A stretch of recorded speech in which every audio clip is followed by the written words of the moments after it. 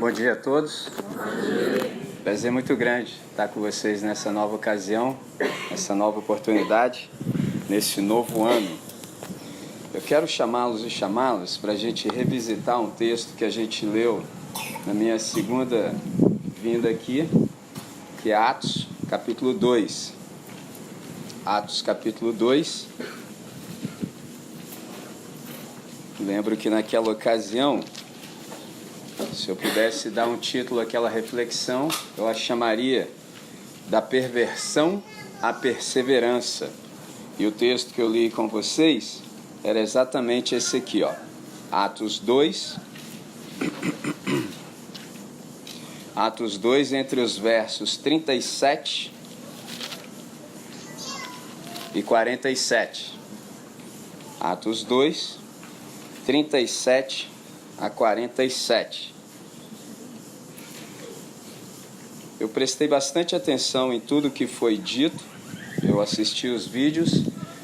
Vocês inicialmente conversaram sobre a palavra, a meditação na palavra. A gente está conversando sobre as disciplinas da fé cristã. E a primeira vez que vocês ouviram sobre foi com o irmão Wellington. Eu fui profundamente edificado. E o que ele disse foi muito bom, porque a gente vive num tempo de sensações. É muito comum hoje as pessoas falarem assim: eu senti a presença de Deus. O dia que você sentir a presença de Deus vai ser a última coisa que você sentiu na vida, no universo. Deus é insuportável. Ninguém sente a presença de Deus, mas a gente vive em um tempo de sensações. O cara, eu não senti a presença. Mano, sentindo ou não sentindo, isso pouco importa. A questão é que ele disse: eu estou convosco todos os dias até a consumação do século. Falando de um tom bem-humorado, quando você quiser sentir algo, enfia o dedo na tomada. Você vai sentir algo espetacular, principalmente se for um 440. Aí vai ser uma coisa fantástica. A gente está nesse tempo de sensações. Só que nós não nos guiamos por sensações. Nós não nos guiamos por vista, mas por fé. Então foi extraordinária a palavra do Elton nesse sentido, porque a gente está numa geração também que os camaradas cantam exaustão, mas nunca foram tão ignorantes acerca da Bíblia e, sobretudo, da palavra como agora. Os camaradas cantam, mas palavra mesmo, não é nem Bíblia não, é palavra, que são coisas distintas, infinitamente pouco, muito pouco. E isso traz um problema para nós. Por exemplo, eu já citei qual é o texto que nós vamos conversar, a partir do qual eu tenho quase a certeza absoluta, infelizmente, se nós reuníssemos todos que estamos aqui para cada um dizer um versículo, eu creio que nós não venceríamos esse texto, de cor. Cada um vai dizer o 37, 38 até o 47, não sabe, mas sabe cantar qualquer música gospel do momento. Se você não sabe o texto bíblico no qual baseia a sua fé e a sua esperança, de onde vem a sua fé e a sua esperança? Das letras que você canta? Só vai ter um problema. E se as letras que você canta estão erradas do ponto de vista do espírito do evangelho? Esse é o problema. E tem mais, está errado mesmo, você até desaprende. E o pior ainda, está errado do ponto de vista teológico, está errado também do ponto de vista gramatical. É erro atrás de erro. Então, assim, mano, é brabo o negócio. Se você não separar um tempo, fizer como o salmista, antes, o seu prazer está na lei do Senhor e nela medita dia e noite, você está numa enrascada. Então foi extraordinário quando o Elton nos falou sobre o valor da palavra. Fantástico. E aí, eu me lembro que num dado momento ele perguntou para nós como é que a gente não lê, entendeu? E eu aprendi algo fantástico. Por exemplo, quando eu encontro assim, um camarada que se diz discípulo de Jesus de Nazaré, ele me diz que ele não lê a Bíblia, eu não digo para ele ler. Eu peço para ele me dar um curso de como é que ele, sendo discípulo de Jesus de Nazaré, ele consegue não meditar nele. É um negócio fantástico, porque eu gostaria de aprender, porque não tem como. Então, se ele consegue, sendo discípulo, ele precisa ensinar para todo mundo como é que faz isso. Porque a nossa fé se baseia exatamente na palavra. Eu já disse a vocês aqui, nós temos a palavra encadernada. Jesus de Nazaré é a palavra encarnada. A gente tem esse privilégio extraordinário, mas tem muita gente que negligencia. No segundo momento, o Hassan está aqui. Tiago nos falou sobre a mordomia do templo. que é o nosso bem mais valioso. No capitalismo, disse que tempo é dinheiro. Isso é o capitalismo. Mas agora, na fé cristã, não. Tempo é vida. Extraordinário que eu aprendi com um produtor musical que faleceu nessa semana que passou, Carlos Eduardo Miranda. Aprendi algo com ele fantástico. Espírito do Evangelho, ele disse assim: nenhum dinheiro do mundo paga o meu tempo. Eu falei, é isso aí, ó. Nenhum dinheiro do mundo paga o meu tempo. Por que eu estou aqui com vocês nessa manhã? Nesse ano, além dos compromissos que já tenho, arrumei mais 120 novos. 120 espaços na agenda. Eu só estou aqui porque à medida em que o tempo passa e as suas responsabilidades aumentam, você aprende a priorizar os seus amigos na agenda. Se um dia eu estiver presente num lugar e você me ver, você pode saber que eu quero estar ali, porque eu nunca estive em nenhum lugar que eu não quisesse estar, nunca, jamais. Sob hipótese alguma, eu tenho esse privilégio. Não preciso estar onde eu não queira estar, porque eu não sou obrigado a gostar do que não é para ser gostado. Então, se eu estou, você pode falar, caramba, que maneiro. À medida que o tempo passa, você aprende a priorizar os seus amigos na agenda. A administração do tempo. E o texto que o Tiago nos trouxe é um texto fantástico, é uma oração. Senhor, ensina-nos a contar os nossos dias de tal maneira que alcancemos um coração sábio. Ele diz mais, verso 17, confirma, Senhor, as obras das nossas mãos. O que está escrito nesse texto que a gente às vezes não percebe? Só é contado o que pode ser contado. O que pode ser contado é aquilo que é feito em obediência a Deus. Tudo que não é feito em obediência não pode ser contado porque não é contado. Não serve para nada e nunca vai ser confirmado. É simples assim. Quando a gente tem essa percepção no coração, tudo começa a fazer sentido. Enquanto a gente não obedecer a Deus, nada está contando. Você pode produzir um montão de coisa, o fogo vai consumir tudo. Não está contando nada, nunca será computado, porque o que pode ser contado é aquilo que é contado de fato. Tempo não é commodity, não dá para usar de qualquer maneira. A gente precisa ter uma sabedoria para bem utilizar o tempo. E você fala assim, André, o que é sabedoria? Sabedoria é aquela capacidade extraordinária dada pelo Espírito Santo para a gente aplicar à vida aquilo que a gente já sabe. Esse é um problema que a gente tem. A gente acaba sabendo mais do que vive. Isso é um problema. Essa é a desdita de ser um professor, por exemplo. Você sabe infinitamente mais do que o que você vive. E quando começa a ficar assim, você começa a entrar num time que é perigosíssimo, que é o time daqueles que são hipócritas. Não deve ser assim. Você fala, André, como é que eu me livro disso? O texto já diz. A gente precisa dessa sabedoria para fazer bem feito o que deve ser feito. Porque a pior coisa do mundo é você fazer bem feito, com êxito, aquilo que não deve ser feito. Tem muita gente no planeta que faz bem feito o que jamais deveria ter sido sequer pensado, quanto mais executado. Aí veio Pedro na sequência e nos falou sobre evangelização, que é quando nós compartilhamos a nossa fé de tal maneira que nós somos convincentes, porque quem convence é o Espírito Santo, mas nós somos convincentes. A gente só fala porque alguém nos interroga, e os camaradas próximos de você, os circunstantes, vão falar assim, mano, qual é a tua? Eles é que vão te interrogar, qual é a sua? Aí você vai falar, a minha? A minha é de Jesus de Nazaré. E se você quiser saber mais, anda comigo aí, ó. Vem comigo que eu estou em movimento o tempo todo, eu estou num gerúndio existencial missional. Estou sempre a caminho, no caminho, lembrando que há caminho. Estou indo, se você quiser, você vem. E aí, na culminância, o cara cai aqui, ó. Quando ele chegar aqui, ele fala, meu Deus do céu, andei com um durante uma semana, foi assim, imagina essa galera toda. Bota meu nome nesse negócio aí, quero fazer parte. Se isso não está acontecendo com a gente, alguma coisa está errada. Alguma coisa está errada. E eu creio que o Espírito Santo nos reuniu aqui nessa manhã exatamente para isso. Para corrigir aquilo que não está certo.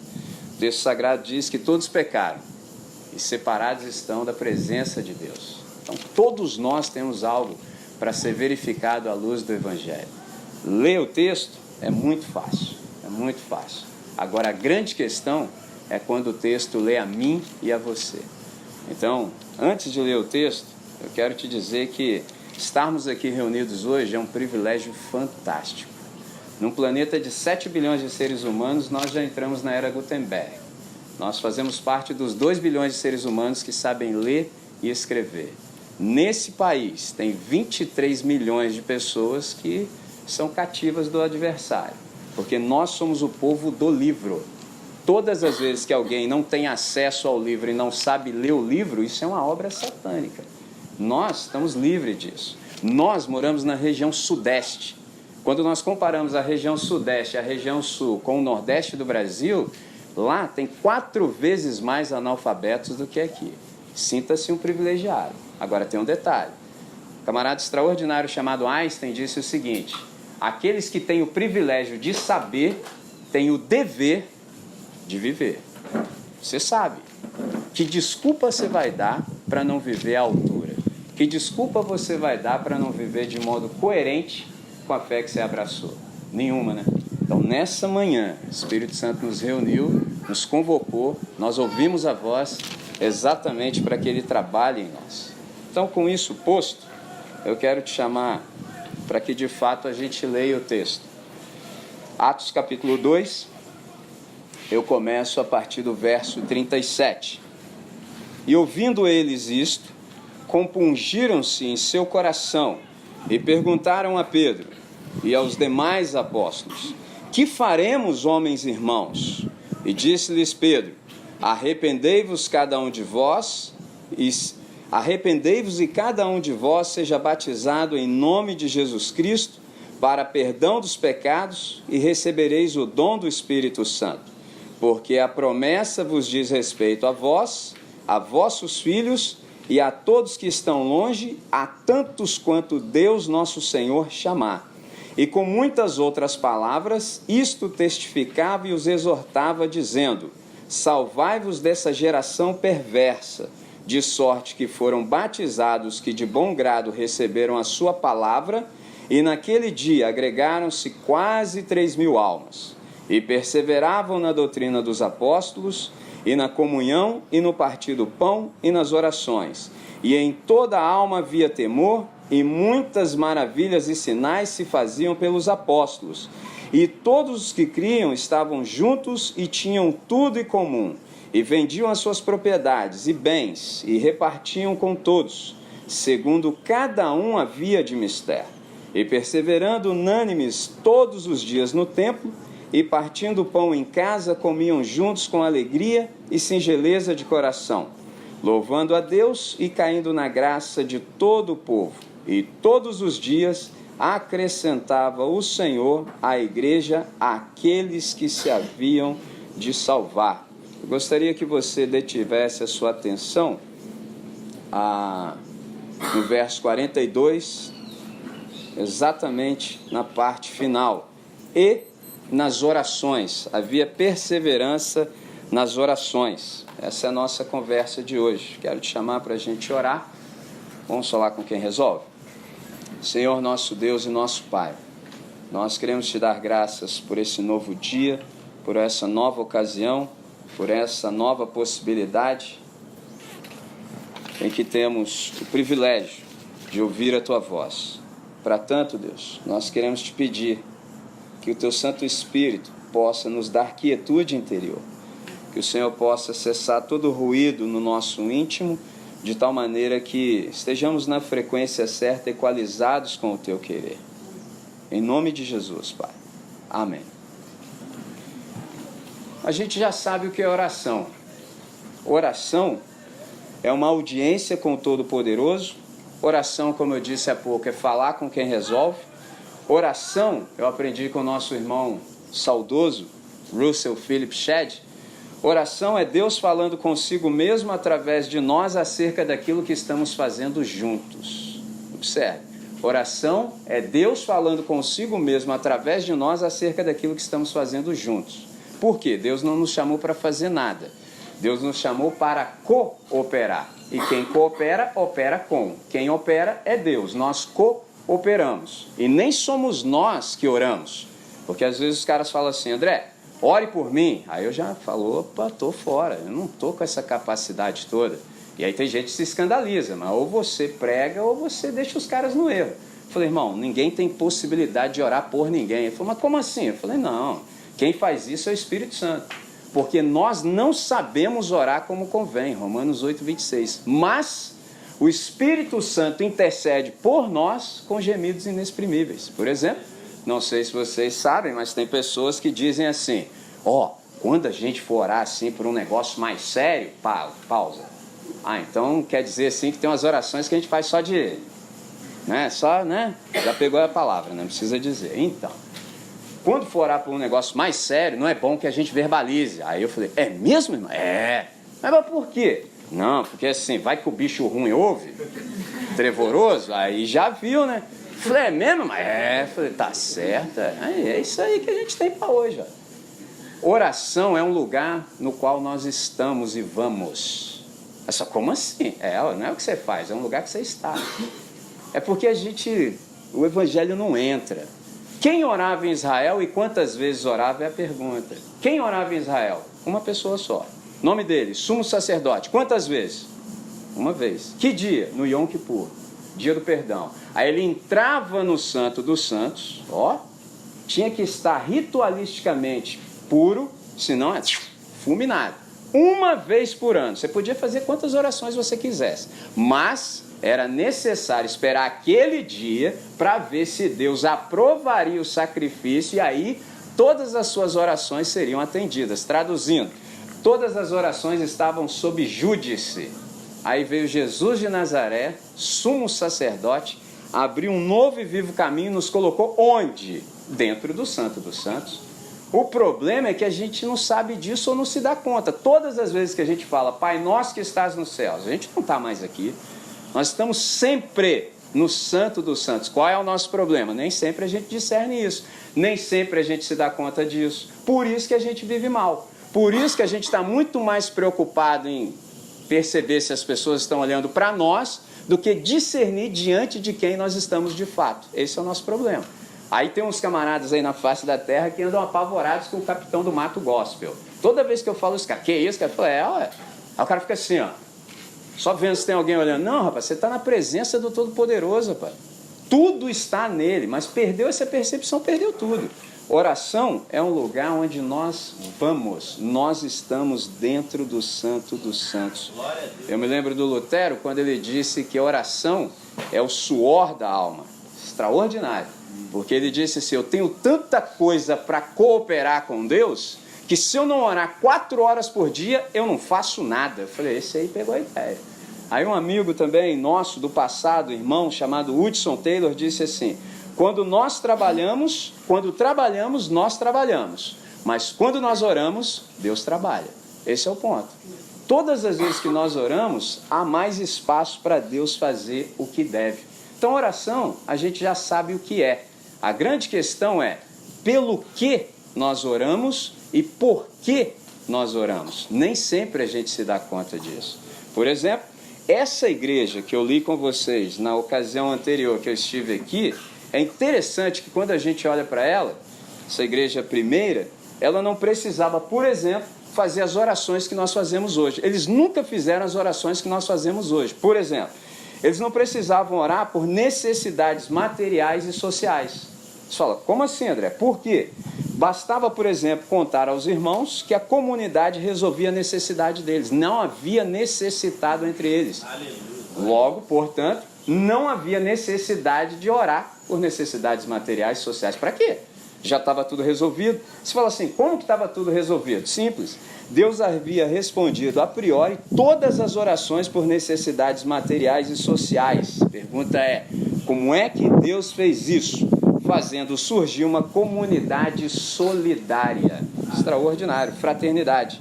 Por exemplo, o pedido que nós cantamos há pouco na oração modelo dominical ou do Pai Nosso. O pão nosso de cada dia dá-nos hoje. Olha que coisa fantástica. O pão é comunitário. O pão é nosso. E deve ser nos dado no dia que se chama hoje. Isso é Mateus 6, verso 9. Então essa oração já havia sido respondida e diariamente. Então, por exemplo, para que haja pão nosso, não pode ter pão meu. Não pode ter pão meu. Como que vai ter pão meu se o pão é nosso? Por exemplo, não sei quantos pães você precisa na sua casa.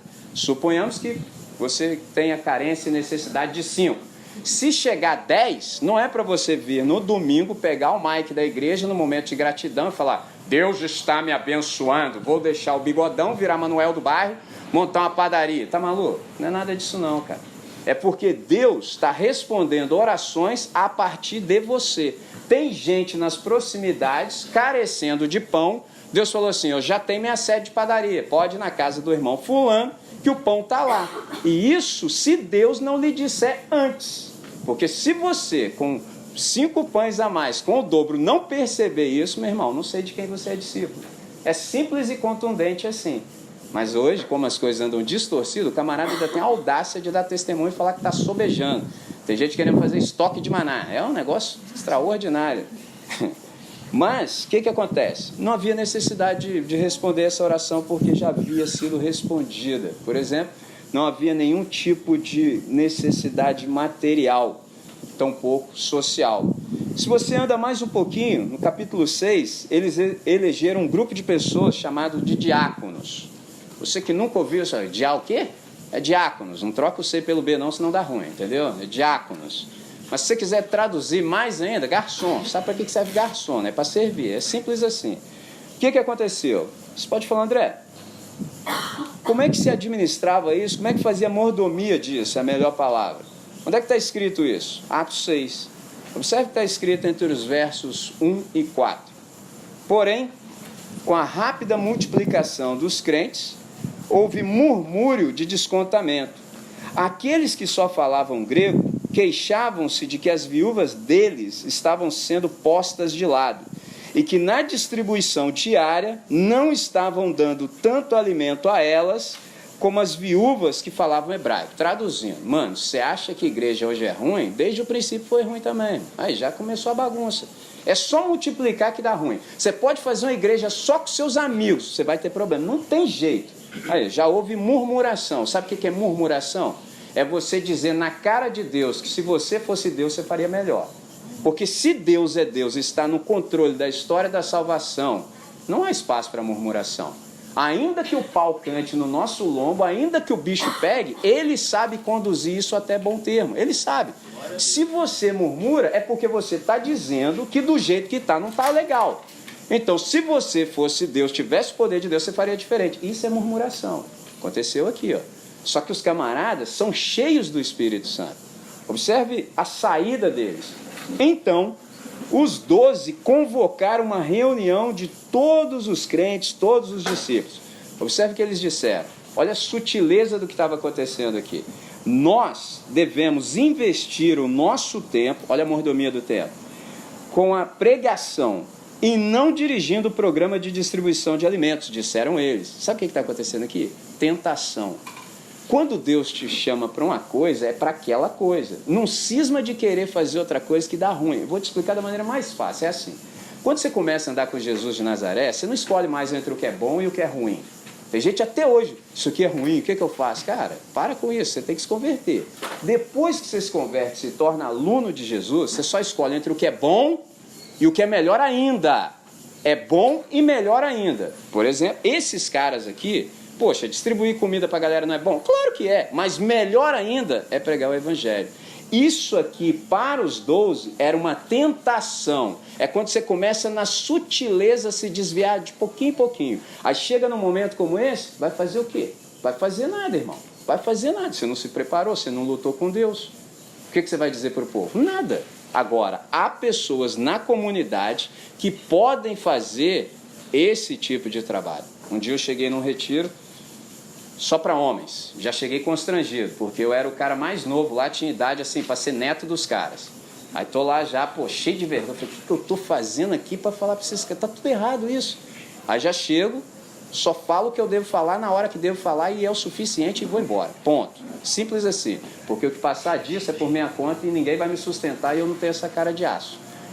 Aí tô vendo um determinado pastor passando, correndo para lá e para cá. E corria, e descia, e subia, e puxava escada, e puxava pedra. Eu falei, caramba.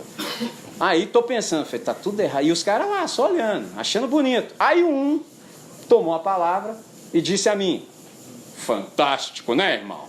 Aí eu falei, caramba, porque se ele tivesse dito fantástico e não tivesse dito, né, irmão, eu tava livre. Mas quando ele disse, né, irmão, eu falei, não! Não! Aí já deu aquele clima, né, cara? Pô, né? Não tinha nem pelo branco no rosto ainda. Aí os caras eu falei, agora lascou. Eu falei, Jesus, está aí um bom momento para o Senhor me suportar, me sustentar em graça. Eu falei, não. Aí deu aquele clima. Por que não? Eu falei, porque aquilo ali, eu posso, tu podes, ele pode, e conjuga o verbo aí o resto. Entendeu? Aí os caras já ficaram sobressaltados. Agora, domingo eu lhes pergunto, quem de vocês pode assumir o púlpito? Não, isso aí é para quem tem um chamado. Ó, falei mesmo. E por que vocês estão fazendo isso, obstruindo o chamado dele, sendo que vocês poderiam colocar a mão lá? Acabou a conversa, todo mundo foi embora. Entendeu? É simples assim, ó. É sutil. Vai quebrar a mão ele fazer? Não vai, mas qualquer um pode. Agora, nenhum pode fazer o que ele foi chamado para fazer. Essa é a sutileza. Quando você é do Evangelho, você aprende a escolher entre o que é bom e o que é melhor ainda. Olha a saída deles. Nós devemos investir todo o nosso tempo com a pregação e não dirigindo o programa de distribuição de alimentos. Portanto, procurem entre vocês mesmos, queridos irmãos, e escolham 7 homens sábios, cheios do Espírito Santo, que sejam bem considerados por todo mundo. E nós os colocaremos sobre esse serviço, nesse assunto. Então, nós poderemos investir todo o nosso tempo na oração, na pregação e no ensino. Aqui o modelo. Desvia desse modelo que você vai ver o que acontece. Agora, tem mais. Os gregos estavam aprendendo, engatinhando sobre o que era democracia, e nós já sabíamos eleger presbíteros e diáconos. Eles não disseram, nós vamos falar quem. Não. Vocês vejam quem entre vocês é digno e nós os colocaremos sobre. Olha o modelo aí, ó. Se nós nos desviarmos, a gente se perde. E observe o que eles disseram. Não sei se você prestou atenção. Nós nos dedicaremos à oração e à pregação. Mas no outro verso você diz que eles eram da pregação. Por que eles colocaram a oração antes da pregação, sendo que o importante é a pregação? Por uma razão óbvia. Sem oração, nunca haverá pregação. Pode ter homilias, vai falar, mas o Espírito Santo nunca vai fazer a mixagem aqui. Nunca vai invadir esse espaço e vai potencializar o que é dito e vai se tornar a palavra de Deus para você. Sem oração, não acontece. Olha o modelo aqui, ó. Só que às vezes a gente se distrai disso tudo e sutilmente a gente começa a se desviar. Observe que há uma aplicabilidade fantástica aqui, ó. Diante de qualquer necessidade, bastava procurar os garçons que a comunidade cuidava de tudo. Em outras palavras, isso aqui é o princípio do direito. Como assim? Se alguém tinha uma necessidade, a comunidade tinha um dever. Por exemplo, você é uma ovelha de Jesus de Nazaré. Você tem o direito de aprender. Quem é pastor tem o dever de te ensinar. É simples assim. Por exemplo, todo pastor que tem um gabinete deveria tirar lá o nome gabinete e falar assim, sala de estudo. E devia dizer para a secretária dele o seguinte, ó, não me interrompa por nada. Eu só posso sair daqui quando eu tiver algo para dizer ao povo. Caso contrário, tem um montão de gente na comunidade que pode resolver os outros assuntos. Só que aí tem muitos que não creem em Jesus de Nazaré, e aí ele quer fazer tudo, né? Porque se ele não fizer tudo, não garante o emprego. Ele que não vai no aniversário, no batismo, sei lá, vai em tudo. Mas chegar no domingo, vai dar ruim. Vai dar ruim. Você vai saber que ele não lutou com Deus. Você vai saber, irmão. É igual seus camaradas assim que vai pregar e falam assim, irmãos, eu não tive tempo de me preparar. Eu falei, por que você está adiantando a matéria, rapaz?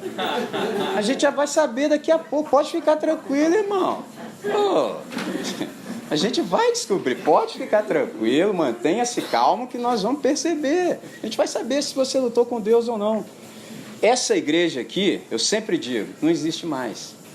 E à medida que eu for falando, você vai perceber por que ela não existe mais. Eles não oravam pelas coisas que nós oramos. Segunda coisa pela qual eles também não oravam, eles não precisavam orar, por exemplo, por cura física. Extraordinário. Você nunca vai encontrar ninguém no Novo Testamento orando por cura física. Jamais. Os caras chegavam e falavam. E a pergunta do seu coração é, e como é que eles chegavam e falavam? Dada a conexão que eles tinham com Deus. Sabiam. Nós não sabemos mais. Aí, ou das duas uma. Ou a gente manda assim, estilo mais, os camaradas aí, televangelistas midiáticos, determina, ou a gente assim, se enche de sensatez e fala assim, segundo a tua vontade, Senhor, que é a coisa mais sensata a se fazer. Os nossos irmãos do passado nunca disseram nenhuma coisa e tampouco outra. Nunca chegaram e determinaram, nunca, jamais, não eram loucos. Mas também nunca falaram, se for da tua vontade, Senhor, porque eles sabiam qual era a vontade do Senhor. Dada a conexão, nós hoje já não sabemos mais. A gente não sabe o que está acontecendo diante de nós. A gente perdeu essa conexão. Isso é terrível. Observe como é que era feito na igreja antiga. Tiago 5, 14 a 16. Está alguém doente entre vós? Olha que fantástico. Chame os presbíteros da igreja, e estes orem sobre ele, ungindo-o com óleo em nome do Senhor. E a oração da fé salvará o doente, e o Senhor o levantará. E se houver cometido pecados, ser-lhe-ão perdoados. Confessai, pois, os vossos pecados uns aos outros e orai uns pelos outros, para serdes curados. Muito pode, por sua eficácia, a súplica do justo. Fantástico. Ninguém nessa igreja precisava orar por enfermidade. Bastava chamar os anciãos, bastava chamar os presbíteros. Os camaradas faziam oração, ungiam o cara com óleo, o camarada era erguido. Olha que coisa fantástica. Aí você fala, mas ungia com óleo por quê? Porque você sabe que o óleo é o símbolo da ação do Espírito Santo. É o Espírito Santo que faz o que há para ser feito. Fantástico. Então eles não precisavam, por exemplo, como hoje, ficar investigando a vida de ninguém. Rapaz, você está nessa situação aí, mas alguma coisa você fez, hein, rapaz? Porque, né, não pode estar nessa desgraceira toda aí de graça. Não. Precisava fazer varredura espiritual. Ninguém ficava checando, assim, as maldições hereditárias. Não tinha nada disso não, cara. Vamos te ungir com óleo e Deus vai te colocar sobre os pés. Se você pecou, ser-lhe-ão perdoados os seus pecados. E diz mais, e nós vamos orar uns pelos outros, nós vamos confessar os nossos pecados uns aos outros, a fim de sermos curados, não perdoados. Extraordinário. Porque perdoado, eu e você já fomos, já somos, mas precisamos ser curados. Por que a gente precisa ser curado? Por que a gente precisa confessar pecado um ao outro? Porque há ainda algumas coisas em nós que não estão do jeito de Deus. Nós ainda fazemos algumas coisas do jeito do inferno e vai levar muito tempo para isso sair de nós. Eu não sei quanto tempo você passou na dimensão das trevas. Não sei quanto tempo. Não sei quanto tempo você perdeu lá. Não sei. Quanto tempo vai levar para Deus te reeducar do jeito do reino dele? Não sei. Quanto mais rápido você se abrir à ação do Espírito Santo, melhor. Vou te dar um exemplo simples. Já viu todas as vezes que você ouve uma pregação? O que acontece no seu coração? Deus pode gerar fé no seu coração. O que você deveria fazer ato contínuo? Chamar um irmão, uma irmã sério e séria da comunidade que você sabe que é homem e mulher de Deus, falar assim, você viu hoje o que o pregador disse? Sim. Então, Deus falou comigo. Deus transformou aquelas palavras em palavra dele para mim.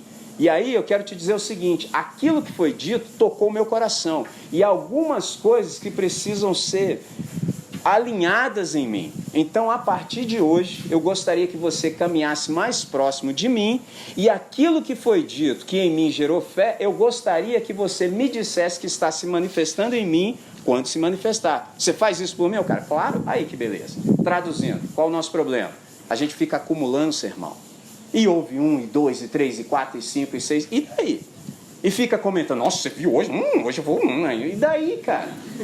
Teve um amigo meu que ouviu uma fala minha, eu falei sobre Noé, foi 1 ano antes do meu filho Noah nascer, estava inspirado, falei sobre Noé, aí o cara falou assim, você gravou isso aí, cara? Eu falei, gravei. Você me dá? Eu falei, claro. Aí quis fazer meu trabalho bem feito, né? Eu falei, bom, já que ele pediu 1, vou dar mais 200. Aí coloquei mais 200, quando eu vi o cara, assim, e aí? Ele falou, o quê? Eu falei, você ouviu? Não. Eu fiquei triste, né? Porque eu já não gosto de perguntar. Perguntei, o cara falou que não. Aí eu fiquei com aquela cara assim, ué, mas você não pediu? Aí, né? Você não pediu? Ele falou, pedi. Eu falei, e aí? Rapaz, não consegui nem digerir o primeiro, vou ouvir mais de 199 pra quê? Eu não sou maluco. Falei, esse cara entendeu tudo. Esse é o nosso problema hoje. Esse cara fica aí no YouTube aí, você viu fulano de tal? E para com isso, cara. É perda de tempo, cara. É perda de tempo. Se você morrer, não vai ser os caras do YouTube que vai te sepultar, não, cara. Vai ser o cara que está perto de você, ó, se esmerando, gastando tempo aí, ó, para ter algo para te dizer, sei lá, ó, namorando no YouTube. Para com isso. Passou esse tempo, cara. Sua vida é isso aqui, ó. Isso aqui que é o real. Aleluia. Pegou a ideia? Isso aqui que é verdade. Esses irmãos aqui, ó, não precisavam orar nem por necessidade material e social, nem por cura física. E aí vem a grande pergunta: pelo que esses nossos irmãos aqui oravam? Observe esse texto aqui, andei um pouquinho mais, estou no capítulo 4 agora. Capítulo 4, eu leio a partir do verso 21. Capítulo 4, a partir do verso 21. Olha pelo que os nossos irmãos oravam. Já que não precisavam orar por necessidades materiais nem por cura, eles podiam orar pelo que de fato deve ser orado. Mas eles ainda os ameaçaram mais e, não achando motivo para os castigar, deixaram-nos ir por causa do povo, porque todos glorificavam a Deus pelo que acontecera, pois tinha mais de 40 anos o homem em quem se operara aquele milagre de saúde.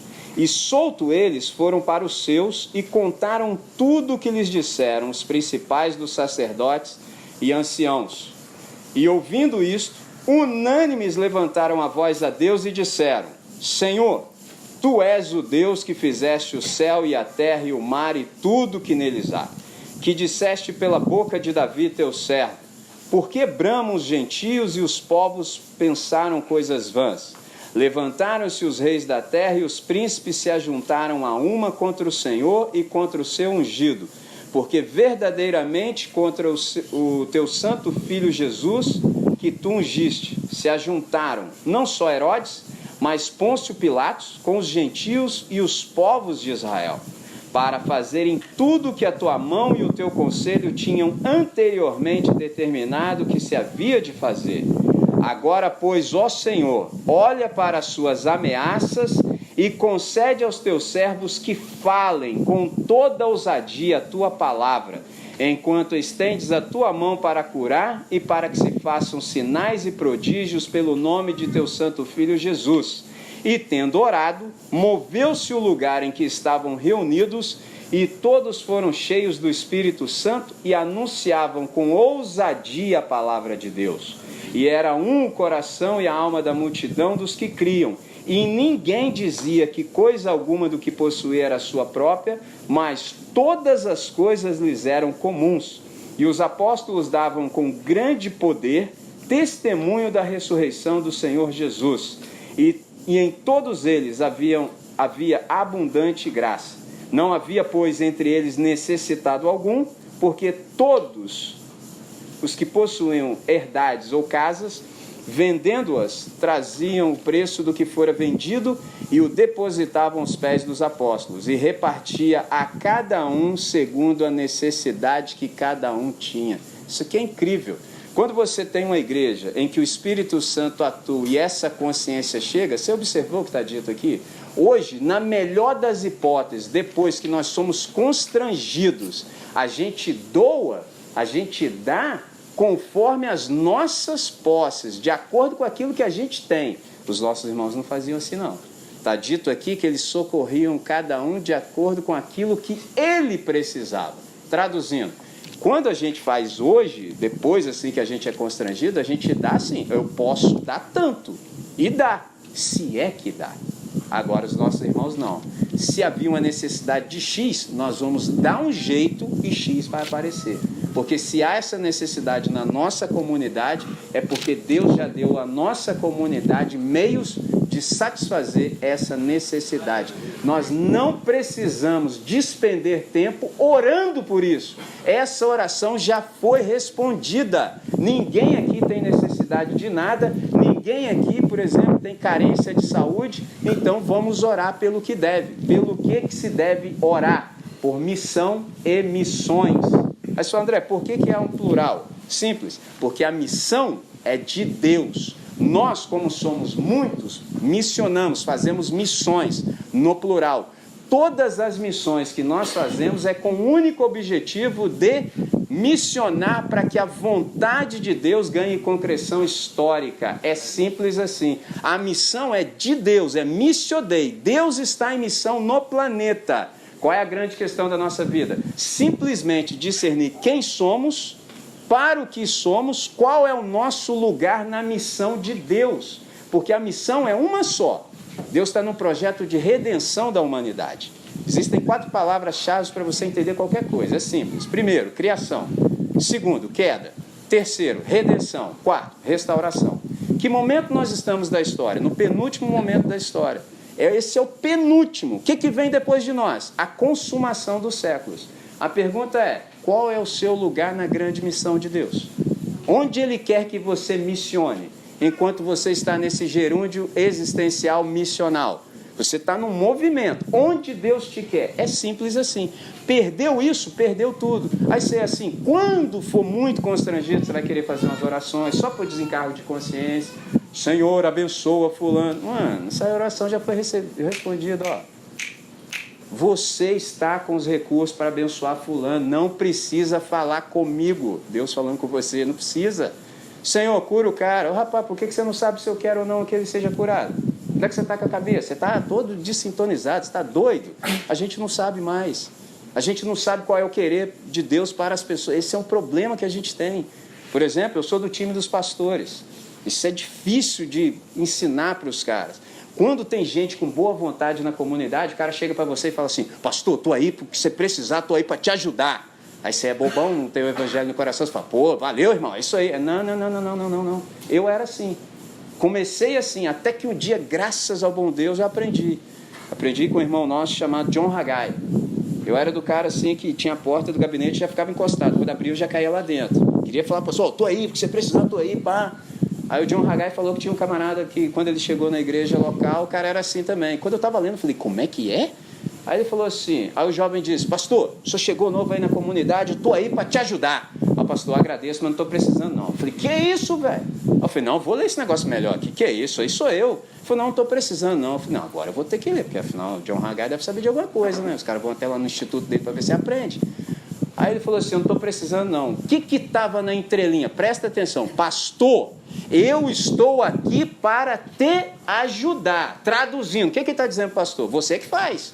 Quando eu puder, tiver assim, com a disponibilidade, eu venho aí para te ajudar. Mas assim, quando eu puder também, sabe como é que é, né? Dá seu jeito aí. Esse é o problema da igreja.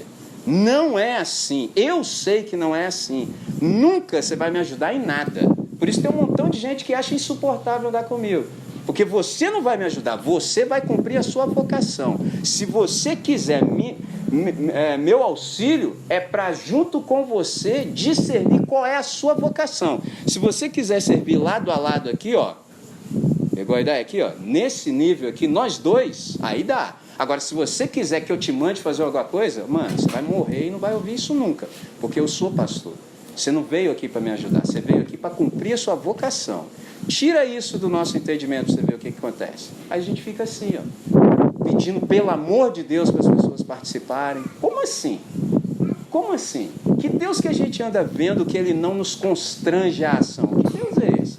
Que a gente consegue ficar assim confortável no nosso pecado e na nossa inércia? Como assim?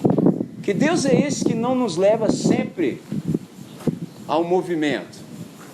Esses irmãos aqui não precisavam orar pelas coisas que nós oramos. Por isso é que eles poderiam orar por missão e missões. Eles tinham tão somente uma oração nos lábios. Qual? Seja feita a tua vontade. E eu quero caminhar para a nossa conclusão da nossa conversa dizendo o seguinte para você. Oração é um jeito de transformar a realidade. Todas as vezes que o reino de Deus ele é manifesto, ele transforma realidades. Até porque o reino de Deus é uma nova realidade. Que nova realidade é essa? Na qual somente a vontade de Deus é feita. Somente aquilo que Deus quer acontece. Todas as vezes que o reino de Deus se manifesta, a realidade ela é transformada. Se você observar bem, se você tiver ouvidos para ouvir, você vai perceber aquilo que está escrito em Romanos 8,19. A criação geme aguardando pela manifestação dos filhos de Deus. Nós somos os filhos de Deus. A criação está gemendo. Eu não sei se você ouve, o pessoal do Greenpeace ouve. Eu acho fantástico. Os camaradas que nem sabem sobre Deus como nós sabemos, são panteístas, acham que Deus está na árvore, eles estão ouvindo o clamor da criação. Nós, muito difícil. A gente sabe muito pouco sobre, por exemplo, ecologia. A gente não sabe nada disso. A gente não sabe. A criação geme, aguardando pela nossa manifestação. A nossa missão se dá nesse espaço aqui, ó. Nesse espaço. Deus está no movimento de redenção. A grande questão é, qual é o nosso lugar de participação para que Deus possa nos inserir ali. Eu me lembro que em Gênesis capítulo 2, sobretudo no verso 3, está dito que Deus descansou de toda a obra que como Criador fizera. Ao passo que em João 5,17, Jesus diz assim: meu Pai trabalha até agora e eu também. Mas você falou, mas espera aí, Moisés disse que Deus, o Pai, descansou. Aí vem Jesus, o Filho, e diz que o Pai está trabalhando até agora e ele também. A pergunta é, e aí? O que está acontecendo? É simples, o texto já diz. Deus descansou de ser criador, porque Deus não é perfeccionista. Ele podia estar criando até hoje, mas um dia ele disse, tá bom, chega. É bom para o que serve, ponto. Agora ele está trabalhando na manutenção. E ele está num processo de redenção. Qual é o nosso papel nesse lugar? Esse é o ponto. Nós somos os filhos de Deus. Ele nos deu esse poder extraordinário de sermos feitos filhos e filhas dele. A gente só precisa discernir nele qual é o nosso lugar. Senão, a gente está fazendo oração que não precisa ser feita. Eu sei que pode parecer um escândalo para você, mas é verdade. Tem orações que já foram respondidas. Deus já respondeu desde o princípio. A gente só está fazendo essas orações de modo reincidente porque o Evangelho não entrou em nós. O dia que nós crermos, aí é o lema aqui, sua carteira é minha carteira, sua casa é minha casa. Falar é sempre fácil, infelizmente. Infelizmente, mas não deveria. Falar para nós deveria ser um testemunho verbal daquilo que pode ser verificado na nossa vida. A gente só fala porque não tem como, mas todo mundo vê. Nessa manhã, essa é a nossa oração. Deus, mostra para nós qual é o nosso lugar. E eu encerro dizendo o seguinte, tem um texto, Tessalonicenses 5,17, que diz assim, orai sem cessar. Isso é fantástico, orai sem cessar. O que está sendo dito nesse texto? Primeiro, orar é simples. Orar é simples. Segunda coisa, dá para fazer e é necessário fazer tudo em oração. Eu não sei se você é do time assim, não, vou dar uma oradinha ali, pá, vai. Não, mano, dá para fazer tudo em oração. Tem esse momento também de você ir por reservado, no seu silêncio, tem também. Mas dá para você fazer tudo em oração. Você encontra com alguém? Poxa, que bom, maravilha esse encontro, dias tão difíceis, que bom que eu encontrei com essa pessoa que te expressa de um modo único, extraordinário e irrepetível. Que bom, Senhor, que Ele me fez essa pergunta, que bom que eu tenho a oportunidade de aprender. E vai orando, irmão, e vai orando. É tipo um rap, já viu quando o rap tem um looping? Uma repetição? Então, você tem uma oração que é uma repetição boa, o tempo todo. No final do dia você só fala assim, amém. Nessa manhã, eu creio que a gente já tem bastante para a gente refletir. Pode ser que para você isso tenha chegado de um modo mais agressivo. Não faça a menor ideia do que o Espírito Santo te disse, mas eu tenho que te dizer uma coisa. Eu tive a oportunidade de viver 1 mês durante os árabes lá no Egito. E eu aprendi um negócio com eles fantástico. Eu estou sobre um tapete. E eles disseram assim, eu aprendi com eles. Seres humanos são como tapetes. Às vezes, precisam ser sacudidos.